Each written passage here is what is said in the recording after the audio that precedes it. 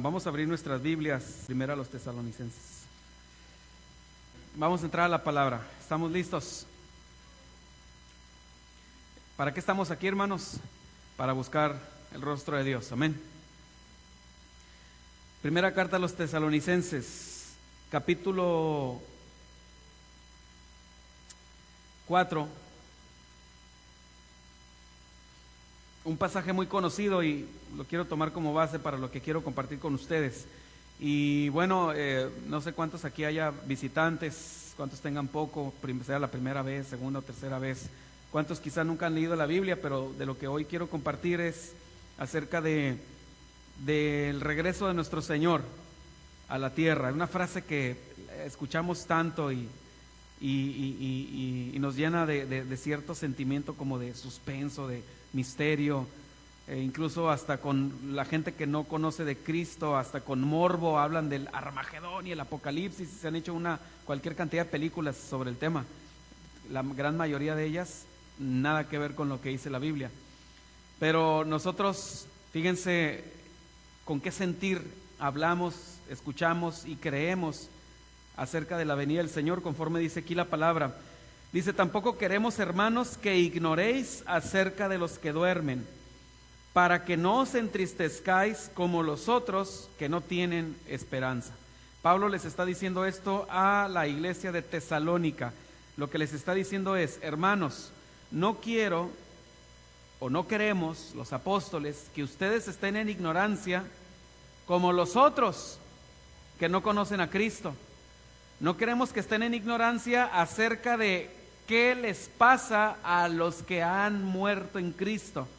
Tal parece ser que la gente de la iglesia de Tesalónica, pues estaban tristes, estaban tal vez desanimados, desalentados, porque dicen: pues ya se murieron nuestros hermanos cristianos, ¿y a dónde se fueron?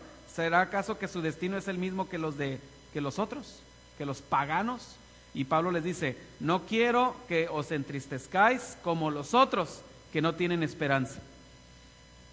Porque si creemos que Jesús murió y resucitó, ¿cuántos de los que estamos aquí verdaderamente creemos que Jesús murió y resucitó? Amén. Entonces esta palabra es para nosotros. Si creemos que Jesús murió y resucitó, así también, aquí le agregaríamos, así también debemos creer nosotros. Amén. Sí, que Dios traerá con Jesús a los que durmieron en Él. Si tú crees que Jesús murió y resucitó, también cree que cuando Él regrese, porque Él dijo que iba a regresar, también los va a resucitar.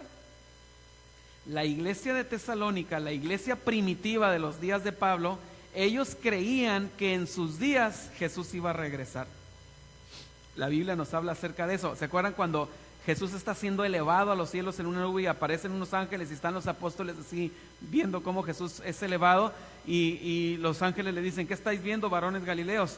Así como lo habéis visto que es levantado, así le van a ver que regrese. Y entonces se quedó esa idea de que ellos le iban a ver. Dice: por lo cual os decimos esto en palabra del Señor, que nosotros que vivimos, que habremos quedado hasta la venida del Señor, no precederemos a los que durmieron. Lo que quiere decir es: nosotros, los que estamos vivos, los que ya murieron en Cristo, pues están en Cristo y van a resucitar cuando Jesús regrese. Pero los que estamos vivos, los que quedemos vivos al momento en que Jesús regresa, nosotros no nos les vamos a adelantar a ellos, sino que ellos a nosotros, los que murieron en Cristo. ¿De qué manera se nos van a adelantar? Dice: porque el Señor mismo, con voz de mando, con voz de arcángel y con trompeta de Dios, descenderá del cielo, y los muertos en Cristo resucitarán primero.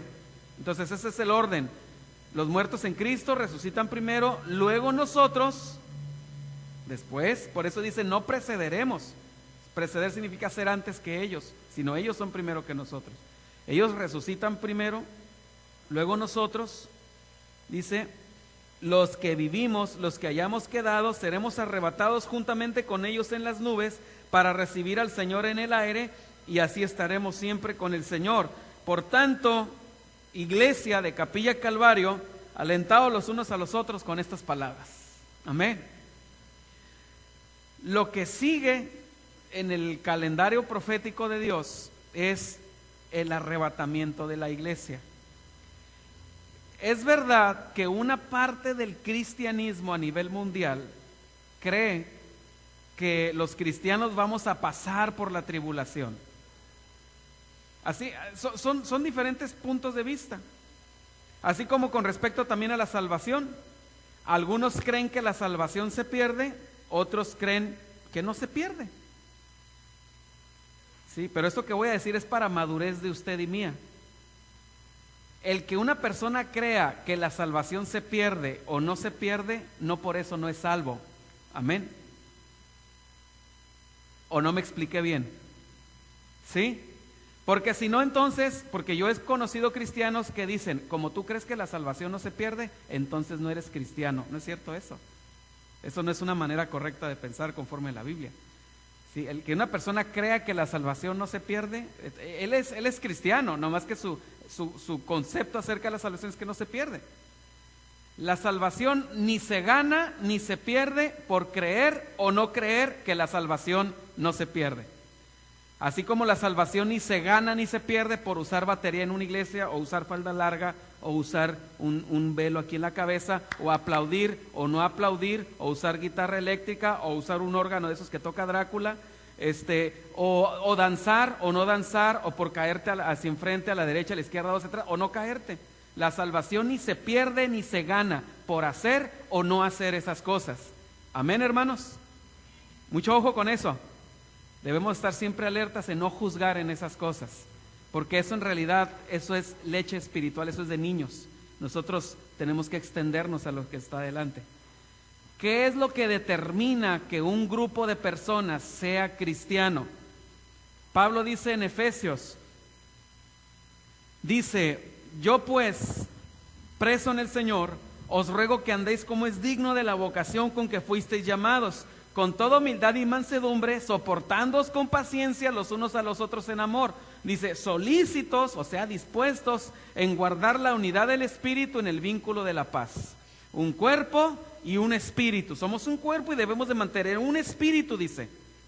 Como fuisteis también llamados en una misma esperanza de vuestra vocación. Un Señor, una fe, un bautismo. ¿Se fijan? Hay cosas elementales en la vida cristiana que no podemos negociar. Un Señor, una fe, un bautismo. ¿Cuál es el Señor? Cristo Jesús. ¿Cuál es la fe? La fe es nuestra fe en la obra que Él hizo en la cruz. Es decir, la salvación es por gracia y no por obras.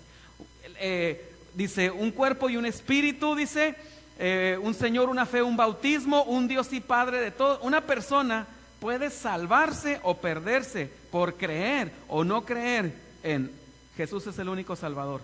La Biblia es la única palabra de Dios. La salvación es por fe y no por obras. No más por eso, hermanos.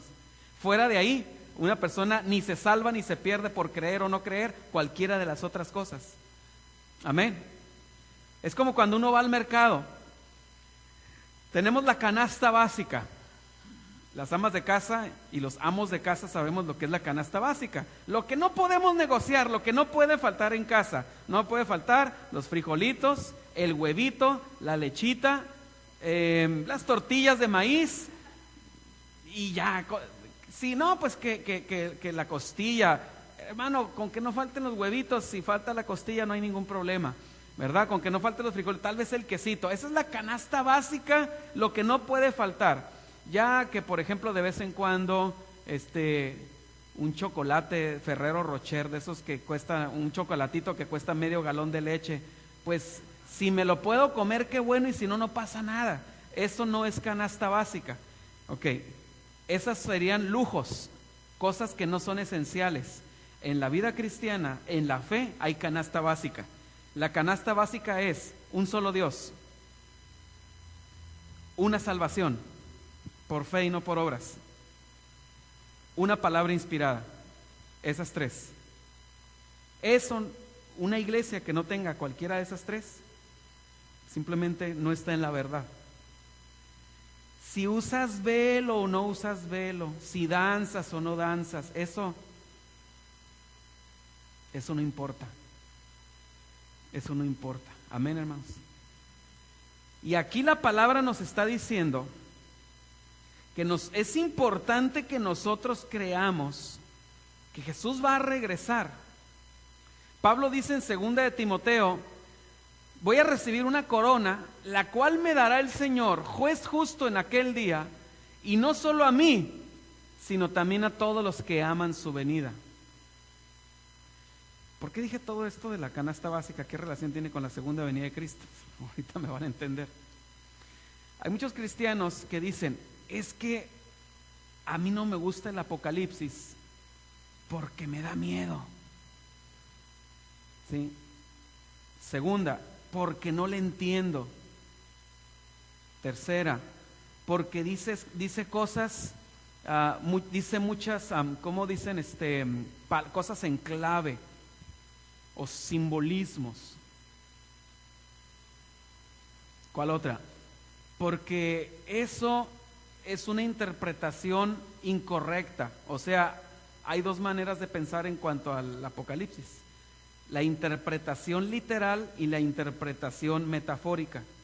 Hay cristianos que creen que lo que está en el libro de Apocalipsis y en Daniel no se debe interpretar literalmente. Literalmente es que si dice que Jesús va a bajar, es que Jesús va a bajar. Eso es literal.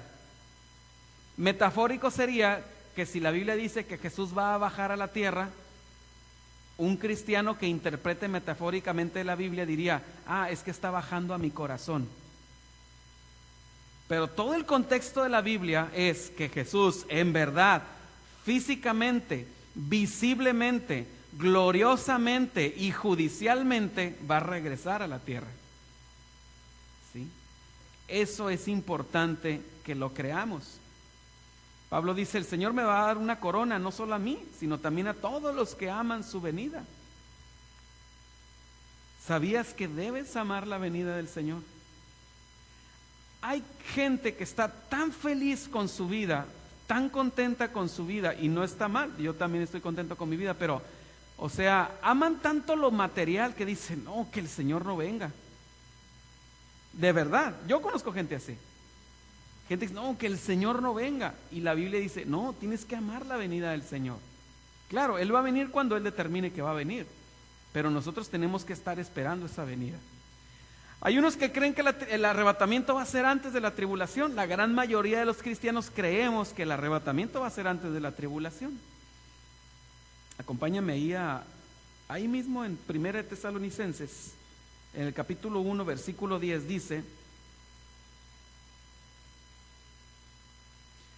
Primera de Tesalonicenses, capítulo 1, versículo 10 dice: y esperar de los cielos a su Hijo, al cual resucitó de los muertos, a Jesús, quien nos libra de la ira venidera.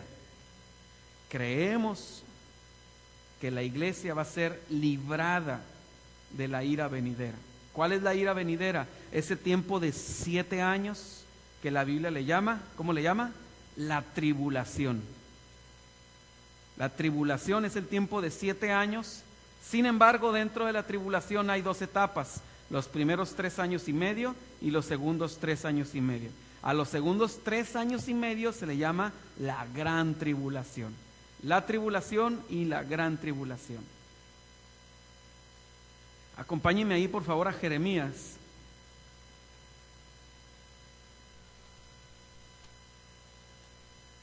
Vamos a ver ahí en Jeremías capítulo 26. Este es un pasaje, una revelación que el Señor le da a Jeremías, profeta, el profeta llorón, el profeta de las lamentaciones. Se le conoce también así a Jeremías. Parecía un hombre muy pesimista por todo el mensaje que da. Y le da una revelación acerca del futuro, no para Israel en sus días, sino el futuro de los últimos días de los tiempos. Jeremías 26:15 dice, ¿lo tenemos, hermanos? Dice: porque así me dijo Jehová, Dios de Israel: toma de mi mano la copa del vino de este furor y da a beber de él a todas las naciones a las cuales yo te envío. Y beberán y temblarán y enloquecerán a causa de la espada que yo envío entre ellas, Fíjate lo que dice, y beberán, o sea, participarán de los juicios, es lo que quiere decir el beberán, y temblarán y enloquecerán a causa de la espada que yo envío entre ellas. Vamos a brincarnos al 28 y dice, y si no quieren tomar la copa de tu mano para beber, les dirás, así ha dicho Jehová de los ejércitos, tenéis que beber, porque he aquí que a la ciudad en la cual es invocado mi nombre, yo comienzo a hacer mal, y vosotros seréis absueltos, no seréis absueltos. Hasta ahí. Les dice, aunque no quieran beber de esta copa, tienen que beber. Si a la ciudad donde mi nombre es invocado no se va a librar. ¿Cuál es la ciudad donde el nombre de Jehová es invocado? Jerusalén, específicamente Jerusalén. Jeremías 26. Perdón, disculpen hermanos, 25. Si leí el 25, ahí deténganme a la otra en seco, no hay problema. Jeremías 25:15 leí, 25:15 y 25:28, 25:28. Entonces el Señor dice, si a Jerusalén le va a tocar, y ahí mi nombre es invocado, ¿ustedes creen que a ustedes naciones, que no solamente no me buscan, sino que incluso han perseguido a mi propio pueblo, se van a librar? Recordemos que en Apocalipsis hay un momento donde dice la palabra que los grandes reyes de la tierra, los grandes ricos, los poderosos, dice que le piden a las rocas y a las peñas de los montes que caigan sobre ellos. Dice, caed sobre nosotros para que nos escondan de la ira del que está sentado en el trono. Yo no quiero que usted se vaya hoy en la noche a dormir con pesadillas. No tiene por qué, porque nosotros debemos vivir en paz. Los hijos de Dios debemos saber a quién hemos creído. Dice el apóstol Pablo, porque yo sé a quién he creído y estoy seguro que es poderoso para guardar mi depósito para aquel día. ¿Cuál depósito? ¿Y cuál es aquel día? ¿Cuál es el depósito de nosotros los creyentes? La fe que hemos puesto en Él. Él guarda ese depósito. Él es poderoso para guardar mi depósito para aquel día. ¿Cuál día? El día de la ira, el gran día de la ira del Dios Todopoderoso. El mundo en el que vivimos, hermanos, verdaderamente se dirige a un caos. A un caos. O sea, lo que viene en el futuro es terrible. Es verdad que desde mi mamá y mi abuelita y mi bisabuelita y los 15 siglos anteriores se ha estado diciendo que Jesús viene a la tierra. Eso es verdad. Eso nadie lo puede negar, nadie lo podría refutar. Pero también lo que nadie puede negar es que una gran cantidad de profecías se están cumpliendo en nuestros días. Profecías que son como la válvula, como el pivote que abre las demás profecías para que se vengan en cadena. Y la primera de esas profecías, la más trascendental de todas, es que Israel tenía que volver a convertirse en nación. Eso está profetizado en el libro de Ezequiel, eso lo menciona Jesús en Mateo capítulo 24. Una vez que Israel se convierte en nación, a partir de ahí comienza la cuenta regresiva, donde todas las demás profecías empiezan a cumplirse una tras otra, tras otra. Israel se convirtió en nación el 14 de mayo de 1948. Ese día, cuando Israel se convierte en nación y en la ONU se declara, se da el anuncio por parte de Estados Unidos de que hay una nueva nación llamado el Estado de Israel, entonces los teólogos empiezan a revisar sus sermones y empiezan a ver qué les falló, porque no estaba, los teólogos que no creían en las profecías, y empiezan a darse cuenta que algo se les salió de las manos, y es que no habían tomado en cuenta, ¿sí?, el enfoque literal de la Biblia. ¿Se acuerdan los que han leído por ahí en Ezequiel 20 y tantos, el valle de los huesos secos? La visión, un valle de huesos secos, en gran manera secos. No solamente estaban secos, dice que estaban en gran manera secos. O sea, no había esperanza desde el punto de vista humano de que los judíos pudieran otra vez tener vida. Y entonces el Señor hace una pregunta retórica. Una pregunta retórica es una pregunta en la que ya se sabe la respuesta. ¿Volverán a tener vida estos huesos?, le pregunta Dios a Ezequiel. Y Ezequiel dice, Señor, tú lo sabes, Señor. Ah, pues bien dices, yo lo sé. Entonces profetiza sobre esos huesos. Y profetiza sobre esos huesos y ve en esa visión que los huesos empiezan a juntarse uno con otro y sube el esqueleto, suben los tendones, suben los músculos, suben los órganos, la piel y tienen vida. Y era un ejército numeroso y era la nación de Israel. Israel actualmente es el centro de la acción mundial. Aun cuando aparentemente no lo parezca en las noticias, pero todo está girando en torno a Israel, en torno a dos temas: Israel, el pueblo de Dios, y la iglesia. La iglesia.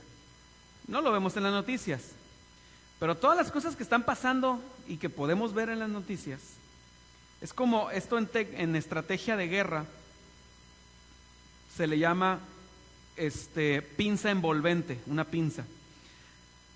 Hace unos 15, 20 años todavía se predicaba y hasta salían por ahí en los trataditos chics. No sé cuántos conocen esos trataditos, esos libritos de caricaturas chics.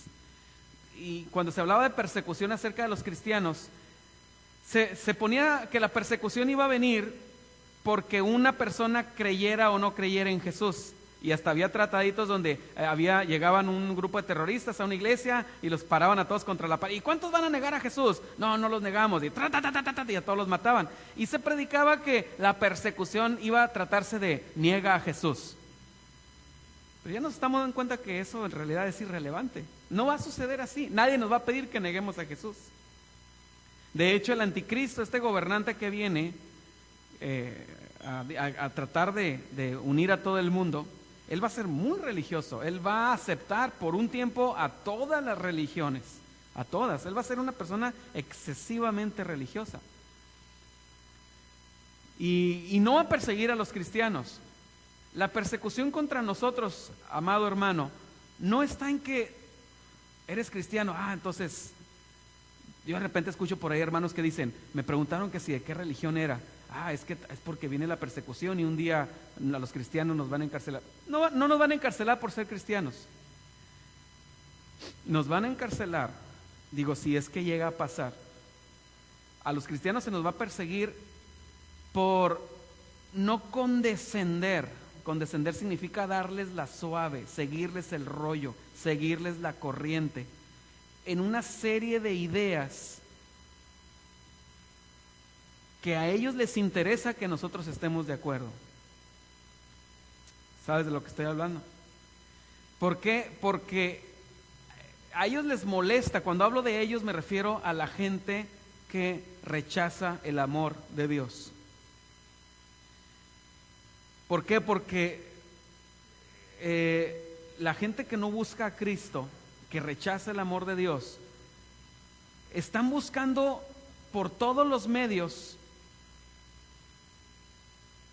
¿cómo decirlo?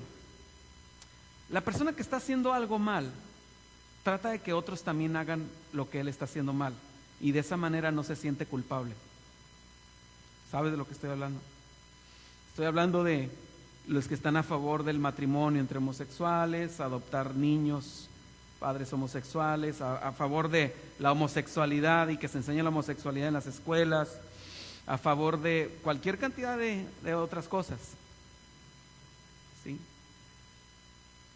Un día, verdaderamente sí vamos a estar entre la espada y la pared. Tal vez tú no tengas idea, pero se han aprobado una cantidad enorme de leyes aquí en México. El brillante presidente que tuvimos hace 2 sexenios, Vicente Fox, parecía como que estaba esforzadísimo en aprobar una cantidad de leyes y quedar bien con los Estados Unidos y con la Unión Europea. Leyes que tú ni siquiera te imaginas que ya se aprobaron y que ahora México está obligado a suscribirlas y a cumplirlas. Tratados internacionales de derechos humanos, por ejemplo. Va a llegar el día pronto, en menos de 5 o 10 años, donde, por ejemplo, llega un grupo de personas o una pareja y dice, queremos que nos case. ¿Cómo te llamas? Raúl y Jacinto, ¿sí? Y el pastor dice, no te puedo casar. Y entonces, ok, está bien. Voy con los de derechos humanos. ¿Han oído hablar de derechos humanos? que suena como algo muy, muy loable, muy honorable, pero eso es un arma de doble filo solamente. Y entonces van a ir a quejarse, o alguien se va a quejar porque escuchó a alguien como yo hablando de esto, y entonces van a ir a poner dedo en los derechos humanos, y como los derechos humanos ya tienen ámbito en lo judicial, entonces van a poder enjuiciar a una persona y, en el mejor de los casos, aplicarle una multa, o en la mayoría de los casos, encarcelarlo por un delito. ¿Sí? Esto ya es real. En los Estados Unidos ya es real. En Europa es real. Ya no se puede hablar como antes de esto en Europa. En varios países de Europa ya no se puede. Dice la palabra de Dios en 2 de Tesalonicenses que ya está en acción el misterio de la iniquidad. Solo que hay quien al presente lo detiene, hasta que este a su vez, ¿quién es este? El que detiene el misterio de la iniquidad. Hasta que este a su vez sea quitado de en medio, entonces se manifestará aquel inicuo, dice la palabra de Dios. Pero hermano, el misterio de la iniquidad está en acción desde el Edén. Desde ahí se puso en acción el misterio de la iniquidad. Desde la caída del hombre se empezó a hacer esta trama en todas las áreas: política, social, religiosa, económica, militar, para preparar la plataforma al surgimiento de este hombre, el anticristo. Porque el anticristo no va a venir a gobernar. Miren, no va a suceder así. No es como que el anticristo va a aparecer de un día para otro y va a decir, para empezar, no va a decir que él es anticristo. Eso todos lo entendemos, ¿verdad? No va a decir, soy alguien malo. No, él va a presentarse como una persona de paz, de prosperidad, de buenas intenciones. Pero aparte, las ideas que él va a traer, no creamos como que va a llegar apenas a cabildear, a convencer a la gente. No, el anticristo va a llegar a subirse a un carro que ya está armado, ya está funcionando, ya tiene la llave puesta y el motor encendido. Él va a llegar a sentarse en un carro que ya está listo para meter el cambio y acelerar para enfrente. ¿En qué sentido? Todo el sistema mundial se está organizando de tal manera que todos los humanos, en el aspecto social, económico, militar, político y religioso, seamos como una sola nación, una sola moneda, dispuestos a tener un solo gobernante, un sistema de vigilancia para todas las personas, un sistema de seguimiento de tal manera que van a saber hasta de qué marca es el desodorante que compraste. Todas las cosas que el sistema necesite saber sobre uno, ¿sí?, van a estar ahí puestas. Globalización y un nuevo orden mundial es el tema más fuerte en política y economía actualmente. Globalización y nuevo orden mundial. Globalización y nuevo orden mundial. O sea, el nuevo orden mundial se trata de un gobernante para todos. Y globalización se trata de que todos estemos unidos, todas las naciones, en estos 5 aspectos que dije: militar, económico, político, religioso y social. Por ejemplo, en el aspecto social, una derivada sería, por ejemplo, el entretenimiento, el mercado o el mundo del entretenimiento. ¿De qué manera el misterio de la iniquidad ya está en el entretenimiento? Pues 2 maneras. Una sería a través de las películas. Hay cualquier cantidad de películas y cualquier cantidad de series televisivas donde vienen los extraterrestres y roban y raptan a una gran cantidad de personas, ¿no? Como la de los 4400, por ejemplo, una serie, ¿no? Y cualquier otra cantidad de películas. De tal manera que para mucha gente y para los niños que ahorita están creciendo, esta generación está creciendo con la idea de que no es descabellado que existan extraterrestres y que en algún momento se roben personas, para que cuando venga el arrebatamiento de la iglesia haya una explicación lógica que darle a la humanidad. ¿Sí? Han sido sacados del mundo aquellos que retrasaban nuestro salto evolutivo. ¿Sí? Ese grupo de personas atrasados han sido sacados del medio. Otra de las maneras que opera el misterio de la iniquidad es, y bueno, no recuerdo ahorita si aclaré que era el misterio de la iniquidad, pero el misterio de la iniquidad es la acción del diablo detrás de cortinas, tras bambalinas, ¿sí?, por posicionar sus piezas en este ajedrez mundial. y cósmico de 6,000 años de existencia. ¿Por qué 6,000 años? Pues porque la humanidad tiene 6,000 años sobre la tierra, más o menos. Entonces, en el entretenimiento, por ejemplo, ¿se fijan? No sé qué tan conscientes son ustedes, yo estoy seguro que lo son, pero no sé hasta qué profundidad. Pero nuestro país y Estados Unidos, nomás por mencionar dos, pero en realidad hay que decir que todo el mundo, pero para sentirlo cerquita, nuestro país y Estados Unidos, vamos que volamos hacia un colapso económico.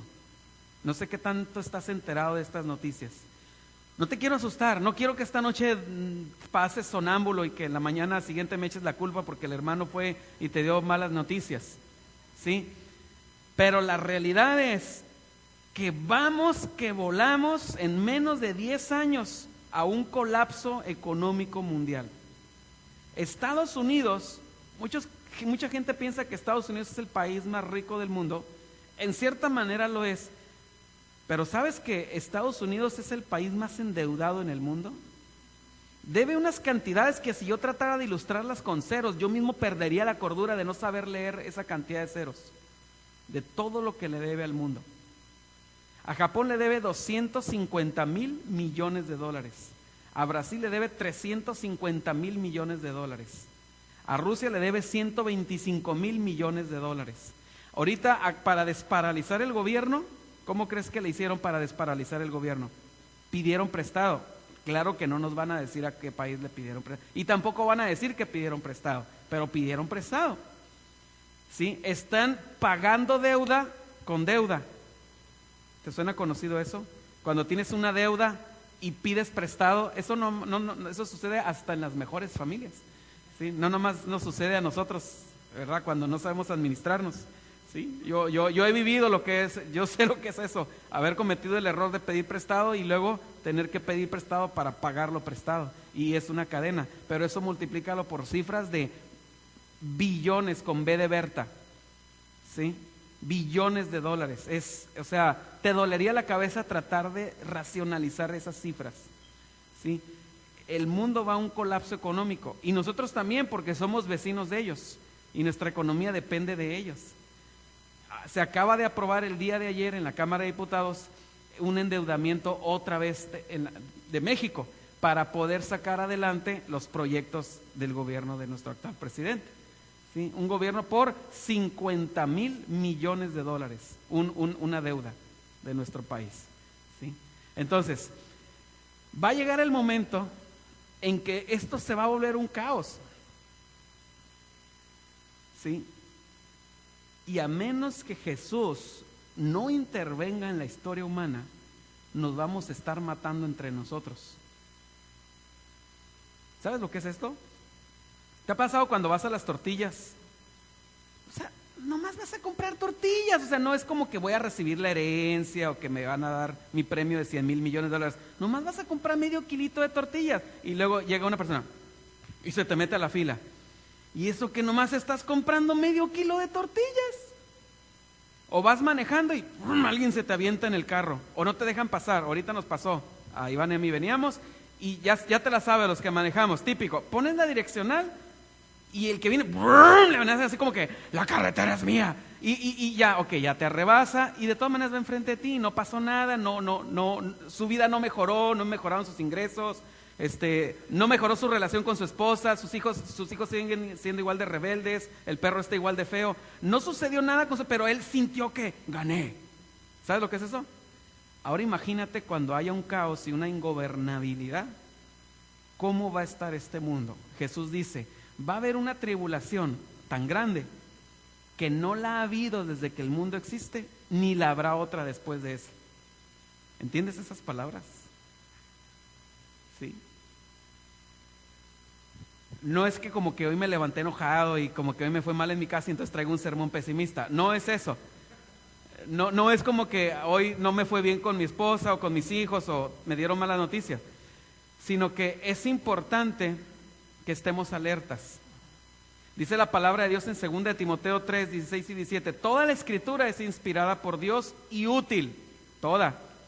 No solamente la que te habla del amor y la compasión y el trabajar en la viña del Señor, no, dice toda, hasta el Apocalipsis, hermano, hasta Daniel, hasta Mateo 24 es inspirado por Dios y útil para enseñar, para redarguir, para corregir, para instruir en justicia, a fin de que el hombre de Dios sea perfecto, enteramente preparado para toda buena obra. Acompáñame a Daniel capítulo 12. Sin embargo, ¿sabes que hay gente? Yo pongo muchos estos ejemplos porque ando en cualquier cantidad de iglesias y uno conoce toda la diversidad de pueblo de Cristo que hay. O sea, no creas que solamente existe la iglesia donde amén, aleluya, gloria a Dios y alabamos al Señor con todo nuestro corazón y buena disposición, sino también hay gente que dice, de verdad, hermano, esto que te voy a decir no es algo que está en los libros, es algo que existe. Hay gente que te dice, no me gusta que predique de esos temas, hermano. De verdad existe esa gente. Me gusta que hable del amor de Dios y que Dios es bueno. Usted es retrasado. Eso ya pasó de moda. Frase que existe, que hay personas que la dicen. ¿De cuándo acá algún pasaje de la Biblia pasa de moda? Dice la palabra de Dios en Isaías 48, sécase la hierba, marchítase la flor, mas la palabra del Dios nuestro permanece para siempre, para siempre. Dice la palabra ahí en Daniel, capítulo 12, dice, 12:2. Bueno, vamos a leer del 1 al 3 para tener el cuadro completo. En aquel tiempo se levantará Miguel, el gran príncipe que está de parte de los hijos de tu pueblo, se refiere a Israel. Aquí una cosa que aprendemos en este pasaje es que el arcángel Miguel o el ángel Miguel es el ángel que Dios ha asignado a Israel como protector. Y será tiempo de angustia, fíjense, lo mismo que dice Jesús, lo dice aquí en Daniel, cual nunca fue desde que hubo gente hasta entonces, pero en aquel tiempo será libertado tu pueblo, todos los que se hallen escritos en el libro. Y muchos de los que duermen en el polvo de la tierra serán despertados, unos para vida eterna y otros para vergüenza y confusión perpetua. Los entendidos resplandecerán como el resplandor del firmamento, y los que enseñan la justicia a la multitud como las estrellas a perpetua eternidad. Fíjate esa frase, qué hermosa. Los entendidos resplandecerán como el resplandor del firmamento. El Señor quiere que tú y yo seamos entendidos. ¿Cómo eran estos hombres, Sadrach, Mesach y Abednego? Eran entendidos en toda sabiduría de los caldeos. El Señor quiere que tú y yo no andemos apachurrados ni con temor por el apocalipsis, ¿no? Pues yo personalmente no vivo en temor y yo creo que tú tampoco, porque entendemos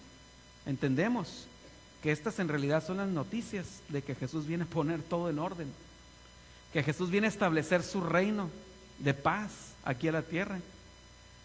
Pablo dice, el Señor me dará la corona de justicia, no solo a mí, sino también a todos los que aman su venida.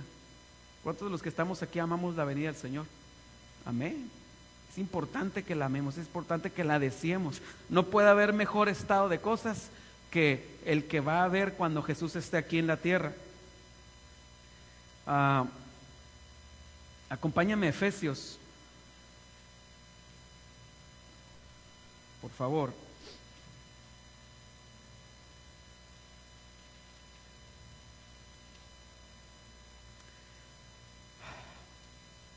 Efesios capítulo 5 dice,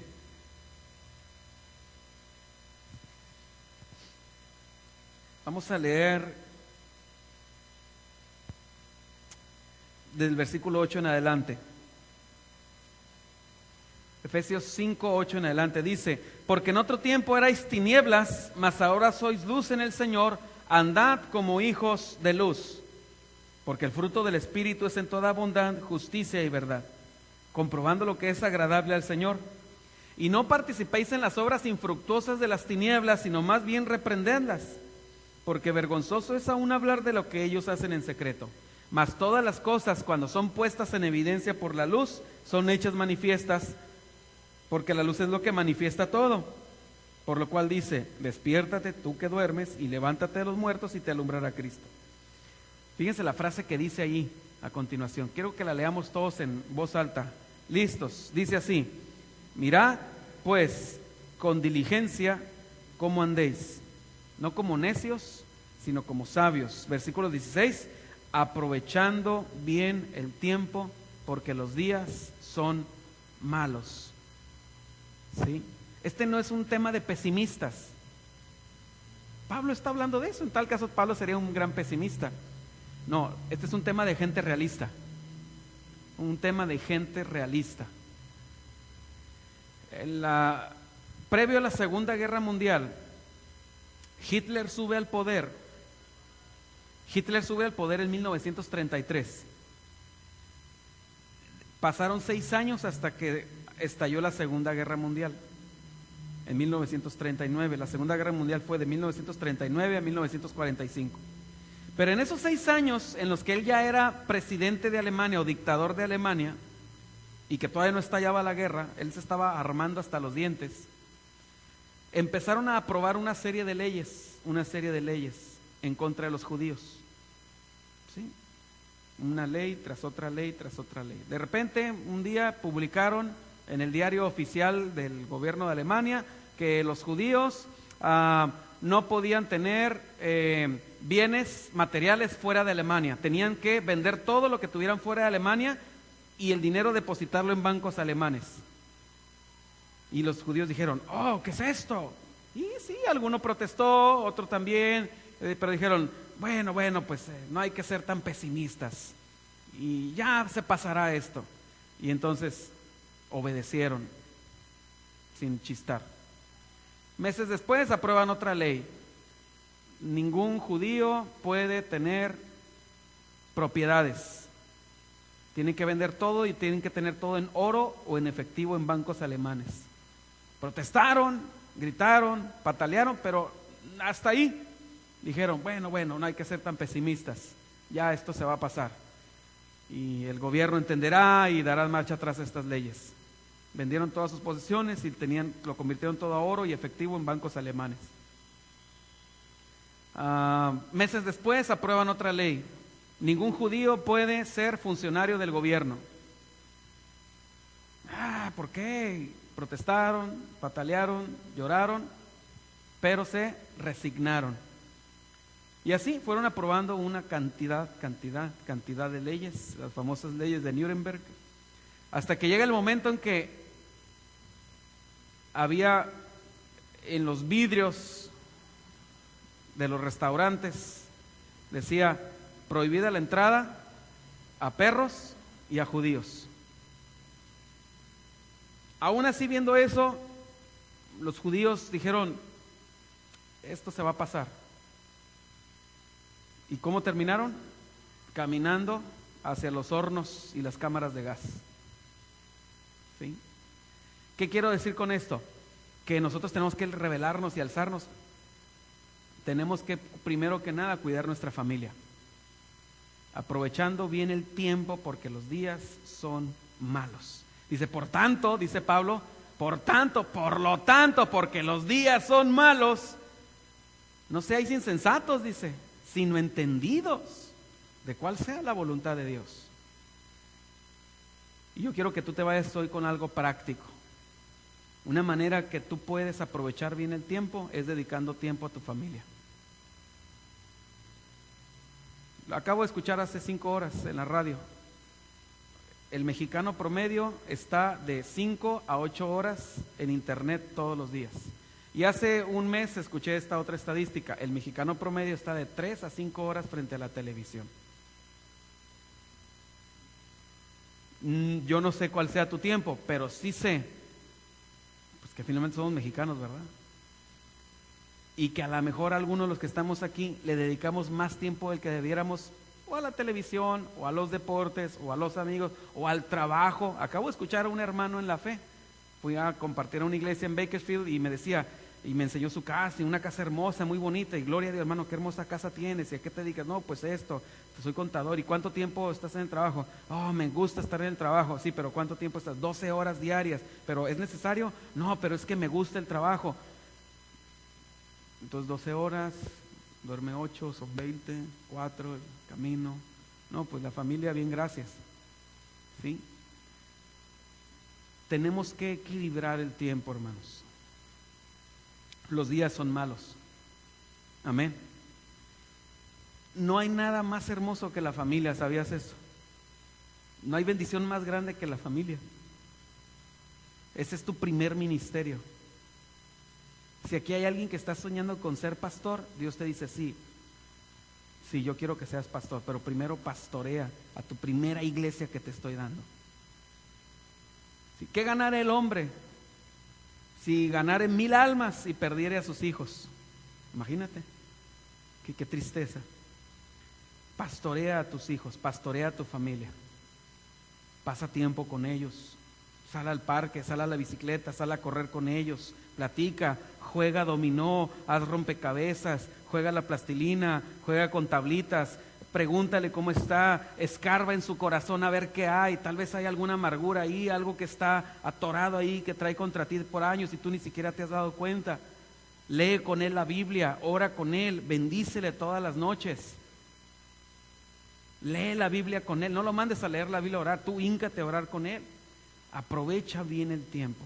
Ya que hayas establecido esa dinámica, y no me refiero a que seas perfecto, pero que te estés esforzando. No te estoy diciendo que seas perfecto, yo no lo soy, nadie lo somos, pero que te estés esforzando.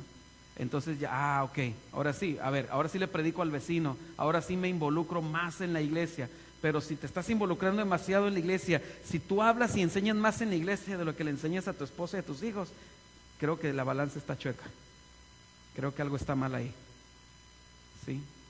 Es importante que aprovechemos bien el tiempo. Y yo no me imagino de qué otra manera podemos aprovechar bien el tiempo, sino pastoreando la primera iglesia que Dios nos ha dado. ¿Cuántos dicen amén?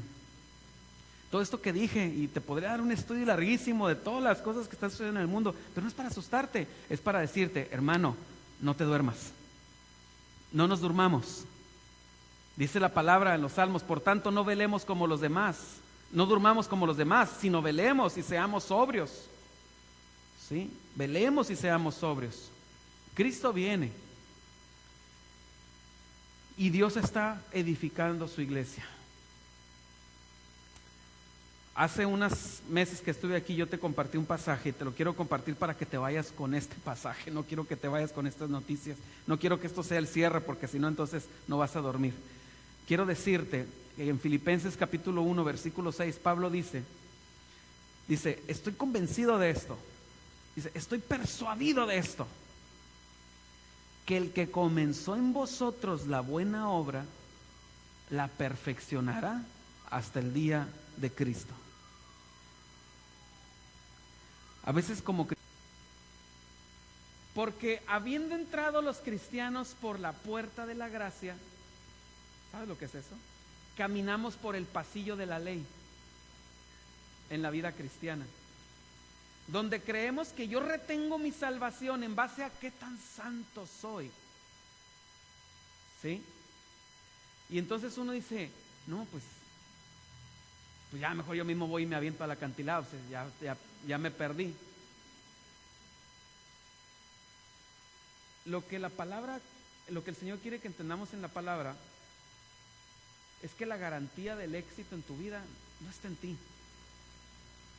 La garantía del éxito en la vida cristiana no está en ti. No sé cuánto tiempo tengas tú en el Evangelio, pero si tú eres un cristiano que piensas que empiezas en la carrera de la vida cristiana y le vas echando muchas ganas y dices, no quiero pecar, y vas avanzando y de repente ¡pum!, pecas y crees que retrocedes al principio, entonces no has entendido la gracia de Dios. O sea, nunca un atleta va en las Olimpiadas corriendo y luego se cae y llegan los jueces. Imagínate, llegan los jueces, a ver, mijito, te me levantas y regresas al principio. No pasa eso. El apóstol Pablo dice, olvidando ciertamente lo que queda atrás y extendiéndome lo que está delante, prosigo a la meta, al premio del supremo llamamiento de Dios en Cristo Jesús. Entonces muchos cristianos piensan que si no hago esto y no hago lo otro, entonces Dios no me va a bendecir y no voy a recibir la unción de Dios. Y es al revés. para obrar correctamente necesitamos que Él primero nos unja. Cuando el hijo pródigo regresa, y todos conocemos la parábola del hijo pródigo, se le da una vestidura nueva que significa la justicia del Padre. Tú no tienes justicia, pero yo te voy a regalar mi justicia. Se le pone un anillo que significa, ahora tú me perteneces a mí y tienes autoridad, no importa de dónde saliste.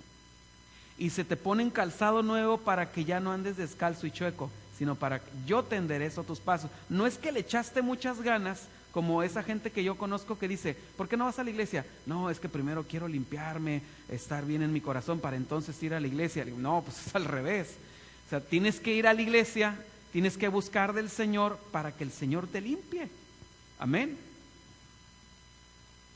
La garantía del éxito en tu vida y en mi vida no está en ti, no está en cuántas ganas le eches, está en el Señor que ha dado promesas sobre tu vida.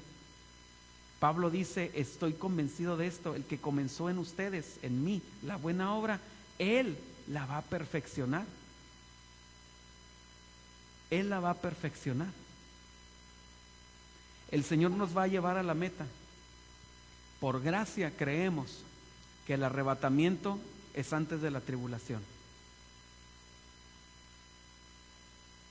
Quiero ligar esta verdad de la gracia de Dios con el arrebatamiento, porque yo crecí en una iglesia, no sé tú, donde se creía, es que en el arrebatamiento los muy tibios se van a quedar y los calientitos se van a ir. ¿Cuántos escucharon eso alguna vez? Pero eso no es bíblico. Eso no es bíblico. Porque Jesús se lleva su cuerpo. No va a dejar una mano aquí y se va a llevar una pierna y se va a llevar el abdomen y va a dejar una oreja acá. ¿Sí? Sino Él se lleva a su iglesia y dice la palabra que Él va a perfeccionar a su iglesia, dice, a fin de presentársela a sí mismo. Imagínate, hermano. Y ahora sí prometo que ya con esto termino, porque si no aquí no paro. Si la iglesia tuviera derecho a irse con Cristo en el arrebatamiento hasta que estuviera limpia, te pregunto, ¿cuándo? ¿Cuándo? Nunca. Entonces Efesios dice que Él va, por la palabra, va a haber un momento, un segundo antes del arrebatamiento, donde Él va a ver a su iglesia en todo el mundo, en todo el planeta, a ti y a todas las otras congregaciones, a mí, a mi iglesia, a los bautistas, a los metodistas, los presbiterianos, las asambleas de Dios, Alcance Victoria, la iglesia cuadrangular, Calvary Chapel, iglesia bautista del sur, iglesia bautista reformada, anglicanos, reformados, católicos, etcétera. Y va a decir,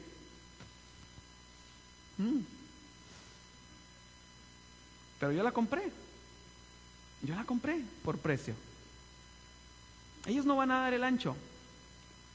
Tienen mi gracia y tienen mi salvación, pero yo por mi palabra la voy a purificar a esta iglesia. Dice, a fin de presentársela, dice, por el lavamiento del agua, dice Efesios, a fin de presentársela, dice, por el lavamiento del agua, por la palabra, a fin de presentársela a sí mismo. Fíjate, nosotros no es que nosotros nos vamos a presentar. ¿Te acuerdas de Esther? ¿Quién podía presentarse delante del rey así nomás? Nadie. Sino que el rey te tiene que llamar. Entonces el rey, al ver su condición, va a decir, no está capacitada en cuanto a la perfección de sus obras, pero yo con mi palabra la santifico al 100%. Y entonces, nos saca de la tierra. Así va a suceder. La garantía del éxito no está en ti ni en mí, está en Cristo, porque de Él es toda la gloria y todo el mérito. Amén. No durmamos como los demás. ¿Con qué quiero que te vayas en esta noche? Que no duermas como los demás. No vamos a pasar por la tribulación, yo tengo esa convicción, no vamos a pasar por la tribulación, pero sí nos van a tocar tiempos difíciles, donde los únicos que la van a librar son, la Biblia le llama principio de dolores.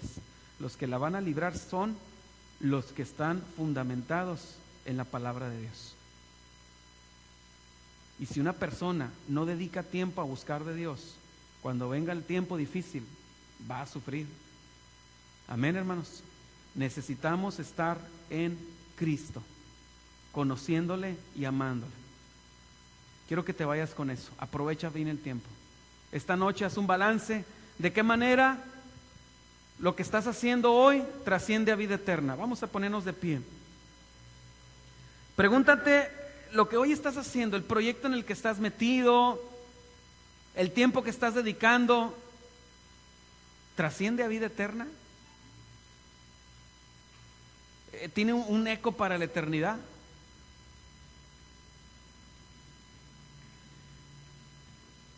Dice la palabra que ninguno tiene que juzgar a nadie. ¿Cuántos decimos amén? Ninguno tenemos que juzgarnos a nadie, sino que cada uno de nosotros dice que tenemos que escudriñarnos a nosotros mismos.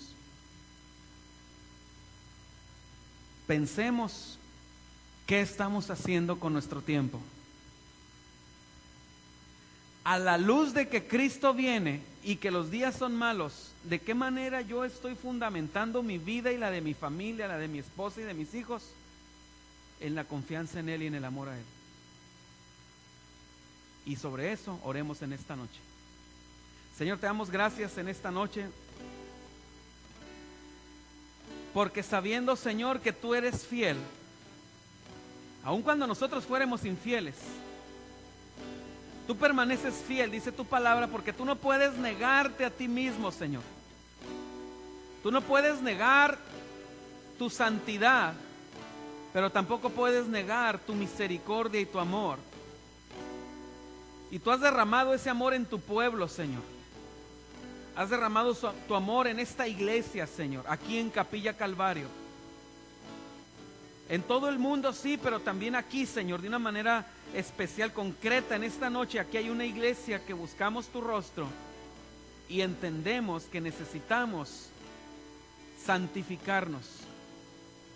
Pero también entendemos, Señor, que por nuestro propio esfuerzo a veces vamos a estar equivocándonos. Por eso hoy te pedimos, Señor, como dice tu palabra, que tú produzcas en nosotros así el querer como el hacer por tu buena voluntad. Vamos a buscar el rostro de Dios unos momentos. Y vamos a presentar delante de Dios. Tal vez el Señor te ha estado hablando por semanas, por meses, y te ha estado diciendo: ya no quiero que hagas eso. Ya no quiero que inviertas tiempo en eso. Quiero que esta área la santifiques en tu vida. Estás en un área peligrosa. Quiero que me la entregues. Tal vez el Señor en esta noche te está diciendo: clama a mí, clama a mí. Por tu propia fuerza no lo vas a lograr. Clama a mí. Búscame, búscame, búscame con todo tu ser, con todo tu corazón. Búscame para que yo limpie esas áreas de tu vida.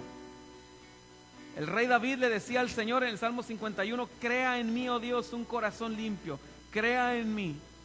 Y el único que puede crear, el único que puede hacer aparecer algo de la nada donde no existe, es Dios. Y si hay un área en tu vida donde has tratado de llevarla cautiva y que sea agradable a Cristo y no has podido, es porque tal vez lo has estado haciendo en tus fuerzas. Pídele al Señor que produzca en ti, que cree en ti una mejor administración del tiempo, una mejor administración de las finanzas, una mejor administración de tu afecto. Tal vez le estás dando afecto a personas a las que no debes en lugar de dársela a tu familia. Una mejor administración de tus talentos.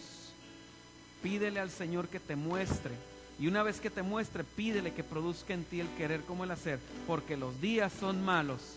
Tenemos que aprovechar bien el tiempo. Gracias, Señor, por tu bendita palabra y por tu consejo. En el nombre de Cristo Jesús. Amén.